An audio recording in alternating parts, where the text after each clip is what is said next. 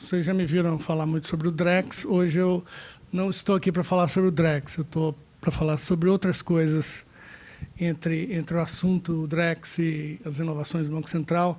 Esse título é bem provocativo, como o Rodrigo falou, que é o espírito do Money Monster. O Banco Central se visto como a maior fintech do planeta apareceu há um tempo atrás, dada a velocidade de inovação que a gente tem promovido. Isso é resultado de um grande processo. O Otávio esteve aqui mais cedo.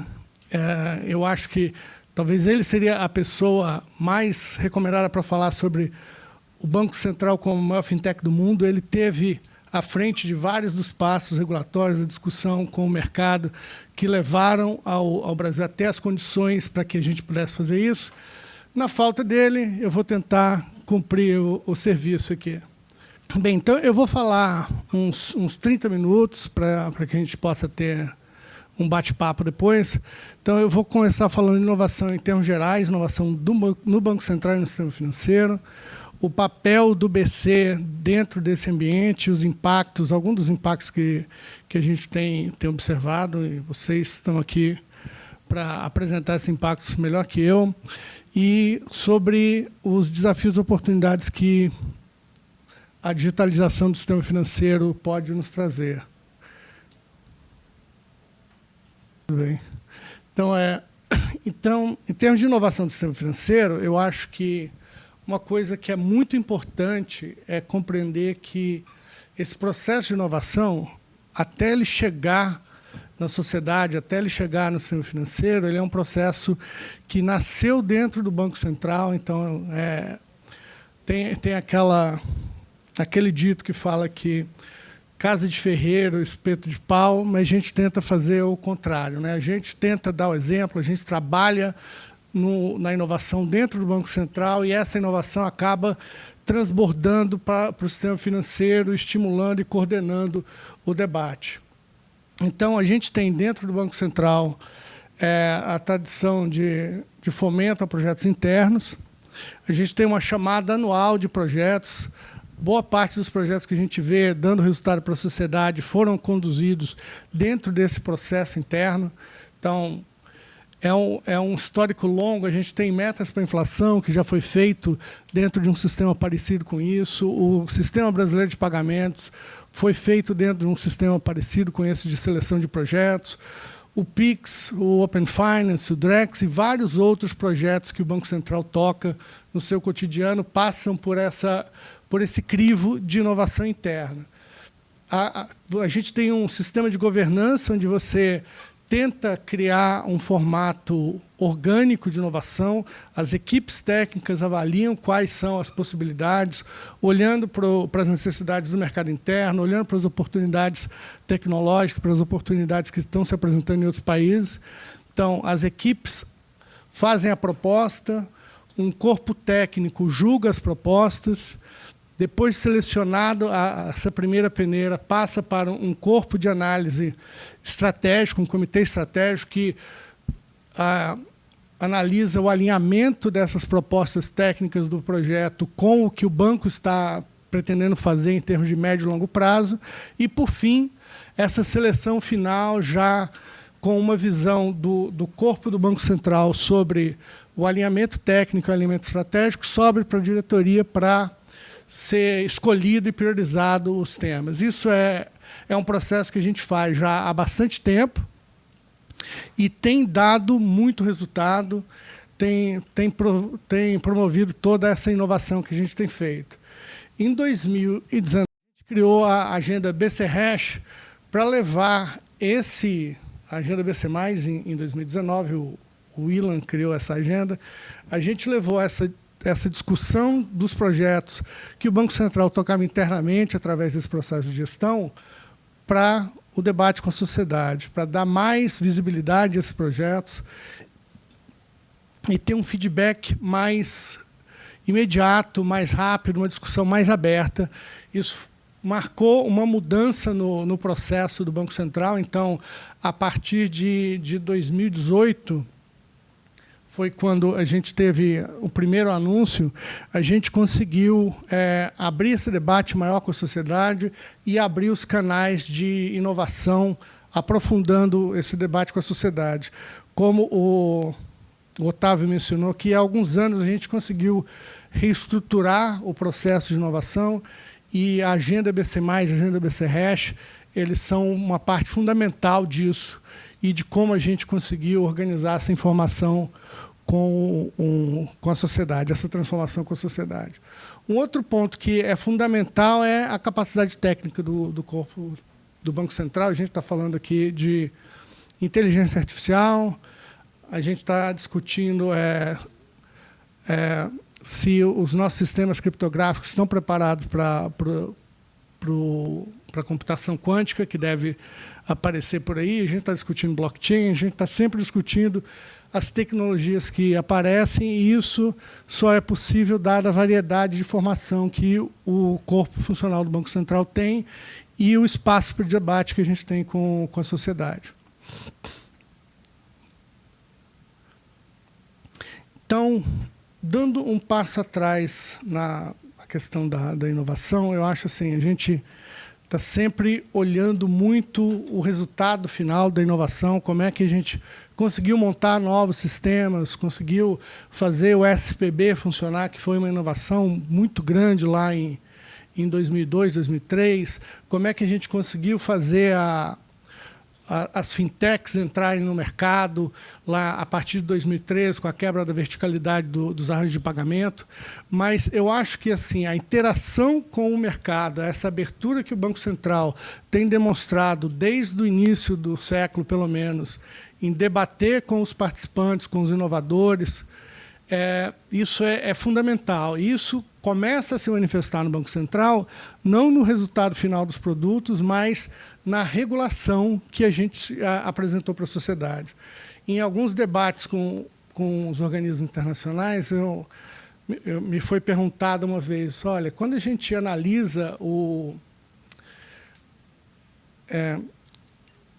a qualidade do arcabouço regulatório, o Brasil tem uma qualidade de arcabouço regulatório altamente elevada. E a gente tem modelos para prever como é que isso impacta a vida financeira da população, o welfare da população. E o Brasil tem sempre um resíduo, que, apesar de vocês terem um escopo regulatório muito avançado e muito bom, que ajuda a explicar uma parte dos ganhos que vocês têm feito, os ganhos que o Otávio apresentou aqui, mencionou anteriormente, tem um resíduo. O que você acha que é parte desse resíduo?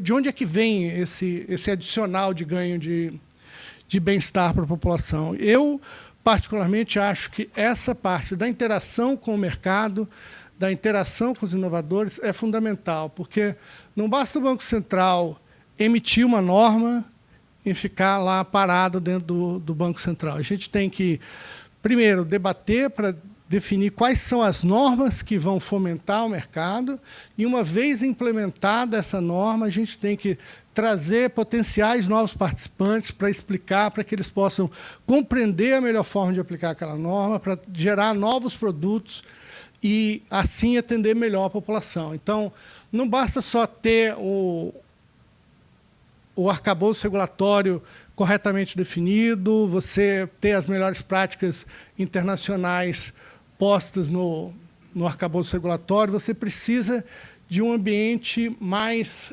proativo de estímulo à inovação na economia. Então, a gente sempre teve essa disposição. Inicialmente, ela era feita de modo um pouco menos sistemático, através de reuniões bilaterais, de conversas com o mercado, de encontros, seminários, mas, em 2018, apareceu o ecossistema LIFT, que já foi mencionado aqui anteriormente pelo Rodrigo, e falar do LIFT na casa da Fenasbac é até covardia, mas eu vou tentar, né? Então, o Laboratório de Inovação Financeira e Tecnológica, já na primeira edição, ganhou o prêmio internacional. Ele é um laboratório que tem edições anuais desde 2018, onde a gente conseguiu discutir várias ideias de grande importância para o desenvolvimento do arcabouço regulatório do Banco Central e para o desenvolvimento do mercado brasileiro. Então, ele tem foco em projetos que tenham um grau de avaliabilidade tecnológica intermediário, que seriam provavelmente focado mais em startups. A gente vê o interesse dos grandes bancos nesse laboratório também, mas o foco é mais nas startups, para que a gente possa pegar e preencher esse gap. Eu tenho uma boa ideia de um projeto, mas eu ainda não sei como é que eu tiro essa boa ideia do papel, como é que eu me conecto com os participantes do mercado, como é que eu me conecto com os fornecedores de tecnologia que eu vou precisar para implementar essa ideia. E o Lift Lab, ele oferece esse ecossistema, esse fórum para o debate, onde está lá o regulador, estão os provedores de tecnologia e estão os inovadores que estão alinhados com a agenda do Banco Central. Esse é um projeto, um dos elementos do ecossistema Lift que é fundamental. Além do Lift Lab, a gente tem o Lift Learning, que ele está focado em questões que estão mais distantes da produção final. A gente sabe que a gente tem uma escassez de pessoal importante no Brasil. Quando a gente começou a discutir as questões do Drex, uma das primeiras coisas que perguntaram do mercado, mas quem é que vai desenvolver programa em Solidity? Eu não consigo contratar ninguém fazendo isso. Então, a gente precisa desenvolver essas especialidades, a gente precisa desenvolver, estimular que haja projetos de desenvolvimento em DLT, inteligência artificial, em criptografia pós-quântica, em todos os assuntos que são de interesse do Banco Central e do mercado financeiro. Cabe ao Banco Central ajudar a fomentar essas discussões, seja na academia, seja através de bolsas de estudo. Então, a gente rodou já algumas versões do Lift Learning. Elas foram bastante focadas no desenvolvimento de Web3. A gente está avançando agora com outras universidades. Banco Central e Fenasbac, a gente está avançando agora em acordos com outras universidades, abrindo o leque de possibilidades para novos temas. Então, a gente tem muito a ganhar com isso, e aí não é só o Banco Central e Fenasbac, é a sociedade brasileira toda com essa discussão. O terceiro ponto que eu gostaria de destacar dentro desse ecossistema é o Lift Challenge. A gente realizou até agora. Ele teve muito mais impacto do que a gente imaginava, tanto para o avanço do nosso projeto do Drex, quanto para a discussão internacional sobre o tema. Ele foi escolhido como um dos projetos mais inovadores do ano de 2022. Ele estava na lista com o JWST, o James Webb Space Telescope. Era o primeiro da lista no setor de finanças. Então, foi um impacto global muito grande. A gente conseguiu mobilizar praticamente todos os stakeholders que têm um interesse profundo no tema para discutir, e a gente aprendeu muita coisa dentro dessa discussão. Então, quando a gente conversa com os outros bancos centrais que estão desenvolvendo testes sobre suas plataformas de moeda digital, suas plataformas de tokenização, a gente vê que cada um dos aspectos que os bancos centrais estão lidando hoje em dia, a gente discutiu lá em 2022, dentro do Lift Challenge. A gente conseguiu aprofundar, conseguiu desenvolver protótipos e conseguiu ver várias das barreiras que precisavam ser tratadas para que a gente conseguisse avançar de forma segura dentro desse ambiente. Então, para sumarizar, essa parte era para aparecer depois, os slides estão meio... a gente precisa ter uma regulação adequada e ter um ambiente de estímulo, de incentivo à produção de conhecimento, à produção de inovação dentro do sistema. Essa é a estratégia que o Banco Central tem adotado nos últimos anos, tem tentado cada vez mais tornar isso uma estratégia sistêmica, organizada, para que todos possam participar, para que todos possam debater e para que a gente possa aprender conjuntamente a dar os próximos passos. No Lift Challenge eu esqueci de falar, eu coloquei um bullet lá embaixo. Teve o Drex, mas a gente tem potencial para outros temas. A gente tem discutido a possibilidade de fazer um Lift Challenge para economia verde, a gente tem discutido a possibilidade de fazer um Lift Challenge focado em inteligência artificial no sistema financeiro. Então, são várias questões fundamentais que, se a gente conseguir fazer um arranjo bem organizado, a gente pode aprender muito conjuntamente, o Banco Central, o regulador e os participantes do mercado.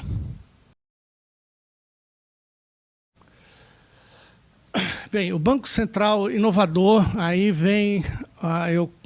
isso foi o que me pediram para falar sobre o Banco Central inovador, e eu coloquei o subtítulo ali, inovador mesmo, assim, porque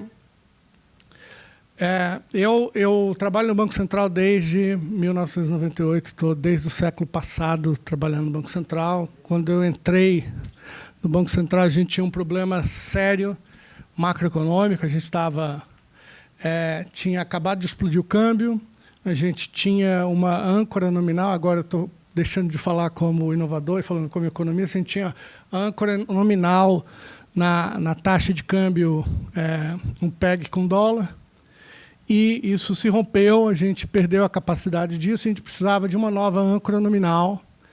Então, a gente trabalhou no desenvolvimento do sistema de metas para a inflação e resolveu esse problema macroeconômico. Então, nessa parte macroeconômica, a gente teve o primeiro passo, que foi o advento do real, há 30 anos, mas a âncora nominal, desde o início do real, ficou presa no dólar.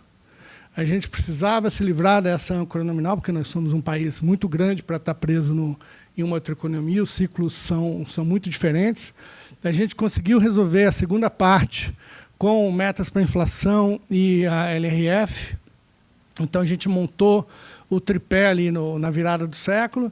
E aí, quando você resolve a questão macroeconômica, é como se a maré baixasse e a gente vê quem está nu na praia, né? Então, os problemas microeconômicos aparecem e a gente começa a ver, olha, a gente tem um problema de concentração, a gente tem um problema de spread bancário, a gente tem um problema de acesso aos serviços, e aí começou a agenda de inovação e a agenda microeconômica do Banco Central. E aí vem o SPB, que é uma grande inovação, um sistema de liquidação em tempo real.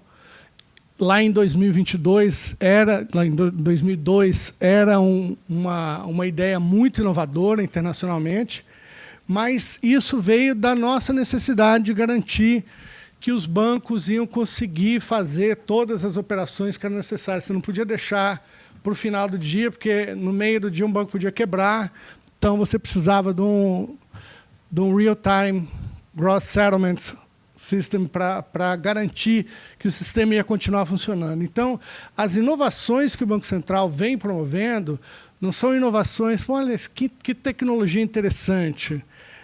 De fato, nós temos esse problema. Tem alguma tecnologia que pode nos ajudar a resolver?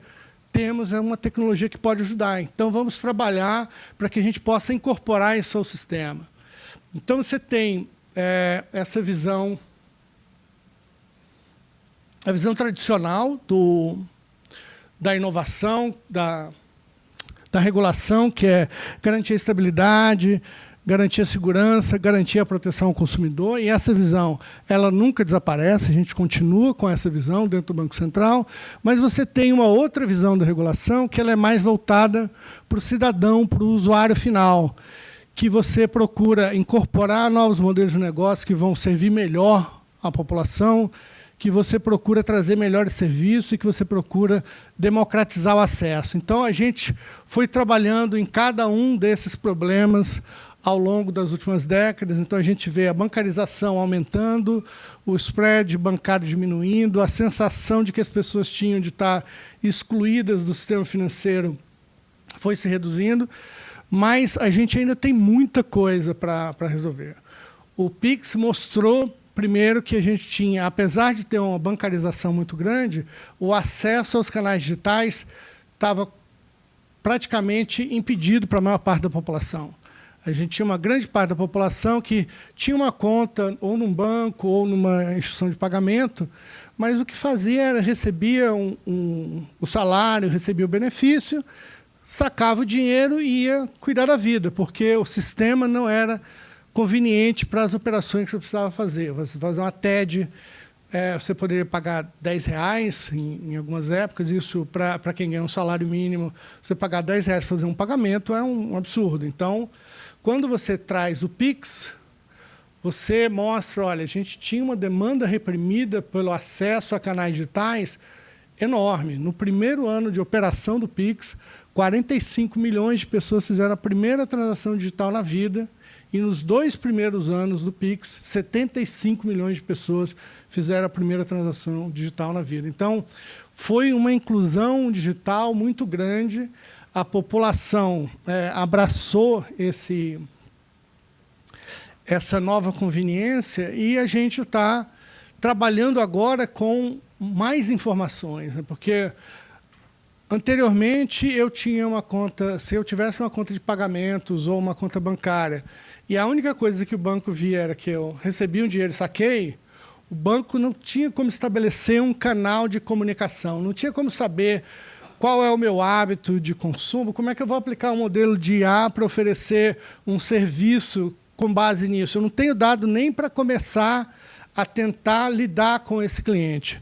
Quando você abre o canal através do Pix, agora as pessoas estão todos os dias fazendo pagamentos, eu sei para que tipo de empresa foi, que tipo de pagamento foi feito, isso abre a possibilidade de que eu ofereça um serviço para a população, para aquele meu usuário, que é adequado à necessidade dele. Então, um dos problemas do Pix foi quando a gente começou a discutir isso com os bancos falaram, isso só vai pegar uma categoria de pagamentos digitais, passar para outra, só vai tirar de uma gaveta e pôr na outra, não vai ter ganho nenhum para ninguém, isso só vai ser um sistema a mais, uma complicação a mais. E, de fato, o que ocorreu não foi isso. O Pix teve um crescimento exponencial e, mesmo assim, todos os outros meios de pagamento continuaram crescendo. Menos o DOC, que a gente podia se livrar dele mesmo, não tinha problema. Então, cartão de crédito, pagamentos... cartão de crédito, cartão de débito, outros tipos de pagamento, continuaram crescendo porque a atividade econômica ela é fomentada por informação. A atividade bancária é uma atividade de informação. Por isso eu gostei muito das perguntas feitas pelo Rodrigo para o João. E as fintechs? E as big techs? Como é que é o negócio? Porque, no meu ponto de vista, o negócio bancário é um negócio de informação. Quando a gente estuda banco, quando a gente estuda lá no doutorado como é que o banco funciona, o banco trabalha nas assimetrias de informação. Ele resolve a assimetria de informação, ele dá uma solução para questões de informação de mercado que, normalmente, são problemas de informação assimétrica. E, quando você tem um mundo de informação ao seu dispor, você pode usar os métodos de análise mais sofisticados que existem. E aí, essa pergunta eu acho super pertinente entre comparar os bancos com as big techs, né? Os bancos têm um mundo de informação à sua disposição, mas eles já sabem analisar essa informação de uma maneira tão ágil quanto as big techs sabem analisar. Por outro lado, as big techs têm essa facilidade de analisar a informação, elas sabem construir produtos que sejam úteis. Então, a gente tem essa dualidade que eu gostaria de ter visto uma resposta mais incisiva do João sobre o tema. Bem, então, tentando responder se o Banco Central é realmente inovador. Assim, minha opinião e a visão que a gente tem é que o Banco Central não pode ser uma barreira à inovação. A inovação ela é inevitável, ela vai ocorrer. Uma analogia que eu faço, uma alegoria, assim, a inovação é uma onda, ela está sempre vindo em ondas. A gente pode aproveitar e surfar essa onda, ou a gente pode virar as costas para ela, fazer de conta que ela não está vindo e levar um caldo. Então, eu acho melhor que a gente se coordene, que a gente discuta regulador e mercado, que a gente desenhe uma metodologia para que se possa aproveitar essas tecnologias em benefício da sociedade. E o papel do Banco Central tem essa discussão, uma discussão muito importante. Assim, além de catalisar a informação, o Banco Central tem prestado serviços também dentro do ambiente financeiro. Então, qual é o papel? Esse limite, a gente dá um passo, a gente só catalisa, a gente oferece serviços, a gente oferece uma plataforma, a gente oferece serviço. O que a gente tem que oferecer? Onde é que cabe a participação do Banco Central? Eu acho que é muito clara a necessidade da participação do Banco Central quando você tem efeitos de rede nos problemas a serem resolvidos, né? Porque quando você tem efeitos de rede, você tende à fragmentação de mercado, então você tende a formar silos de operações ou silos informacionais. Então, esses 3 projetos, o PIX, o Open Finance e o Drex, eles são exatamente voltados a atacar essas questões de fragmentação de mercado. Você tinha já arranjo de pagamento dentro do banco, foi tentado em algumas épocas fazer arranjo de pagamento instantâneo entre diferentes bancos. Você observa que isso acontece em outros países. Você tem sistema de pagamento que só funciona para um grupo de bancos. Você tinha interoperabilidade no estilo Open Finance, dentro de silos, de grupos, de bancos. Quando você tem esse tipo de problema, o natural é que um grupo fale assim, olha, vamos nós que temos aqui uma grande participação no mercado, a gente cria esse silo e a gente dá uma possibilidade melhor de serviço, e então nós ganhamos uma vantagem com relação ao resto do mercado e a gente atrai um market share maior. Isso é ruim em termos de concentração, como eu já mencionei antes aqui, o mercado brasileiro tem essa questão da concentração, que é uma questão que sempre foi muito trabalhada no Banco Central para facilitar o acesso. Então, a gente gostaria que, além dos incumbentes trabalhando e oferecendo novos produtos, a gente tenha sempre a possibilidade de entrantes, de startups, de inovação, terem acesso. Então, quando você tem efeitos de rede, é fundamental que você tenha uma infraestrutura aberta que possa ser acessada por todos os participantes. Aí, o Pix é um exemplo disso, onde a gente tem todas as instituições de pagamento podendo acessar. O Open Finance é, por natureza, isso. Você faz uma padronização para interoperabilidade, permitindo que qualquer um dos participantes possa fazer acesso aos serviços. E o Drex vem no sentido de evitar que você tenha silos de tokenização. Você tem uma tokenização no mercado A, tokenização no mercado B, tokenização no mercado C. Isso exigiria que os bancos tivessem liquidez em vários silos diferentes. Isso atrapalha a gestão de liquidez dos bancos, além do que você também atrapalha a interoperação entre os mercados. Então, a gente tem uma tecnologia que pode propiciar uma interoperabilidade muito maior, mas os efeitos de rede podem trabalhar em contra isso. Então, apesar da tecnologia poder ajudar a resolver problemas, nem sempre ela vai ser implementada dessa forma. Ela vai ser implementada naturalmente guiada pelas forças de mercado, e aí você pode ter questões de fragmentação importantes. E aí cabe a participação do Banco Central coordenando e desenvolvendo essas infraestruturas como infraestruturas públicas para que todos os participantes do mercado tenham acesso. Acho que eu já falei bastante dos impactos, eu já cheguei nos 30 minutos, vamos para a digitalização do SFN. Então, a gente tem trabalhado, o presidente do Banco Central tem falado sempre de uma economia tokenizada e conectando com a fala do Otávio hoje de manhã, a gente tem a ideia de você ter aquele agregador de serviços, o Super App, que ele vai poder te dar acesso a vários serviços, a vários tipos de ativos diferentes a partir de um ponto de acesso único. E para que você possa fazer isso de uma maneira efetiva, a tokenização é uma ferramenta que ela é muito poderosa em proporcionar isso. E quando você olha para esse ambiente, a primeira coisa, como Banco Central, que você vê, é necessário que haja uma moeda segura de liquidação. O que nós temos hoje são várias stablecoins que estão sendo utilizadas, mas uma stablecoin oficial ou a moeda oficial do Banco Central sendo oferecida dentro desse ambiente traz mais segurança para o ambiente de liquidação. E aí a gente tem a oportunidade de criar uma plataforma multiativos, onde a interoperação e a interoperabilidade entre contratos e ativos seja natural, e a gente ofereça vários protocolos. O DVP atomizado é o protocolo que chama mais a atenção das pessoas no começo, mas tem vários outros protocolos de geração de liquidez de mercado que podem ser clientes, e você pode dar acesso a isso ao cliente final, né? Foi mencionado que o Banco Central se inspira no ambiente de finanças descentralizadas, e eu acho que isso é muito do foco de chegar com serviços ao cliente final.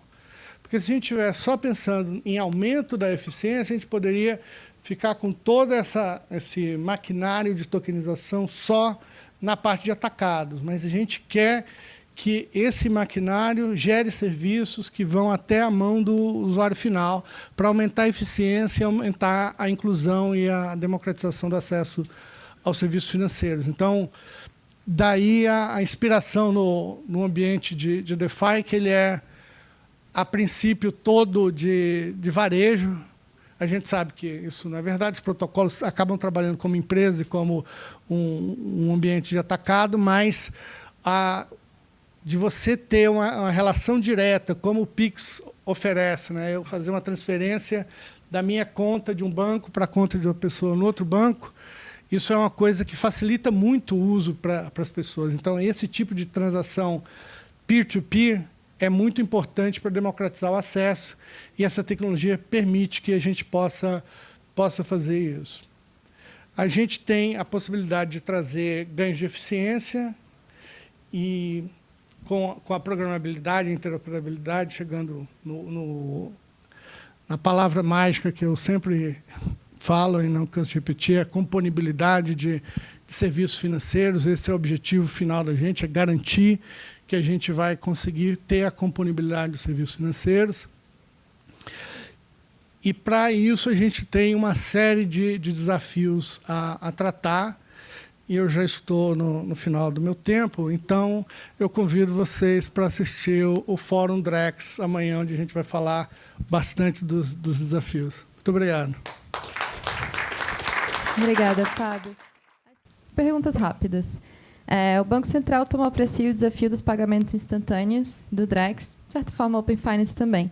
Você acredita que ele também vai tomar para si o uso de IA no sistema financeiro?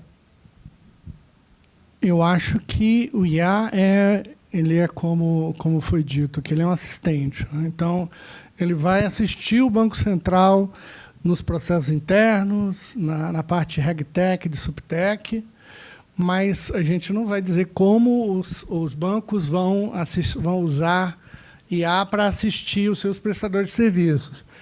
Eu tenho, para mim, uma visão assim: quem oferece o serviço é responsável pelo serviço. Se o banco tem confiança de que o IA vai oferecer o serviço e o serviço é adequado, quando der problema, a responsabilidade é do banco. Se foi IA, se foi uma pessoa, se foi o presidente do banco que ofereceu aquele serviço, a responsabilidade é do banco.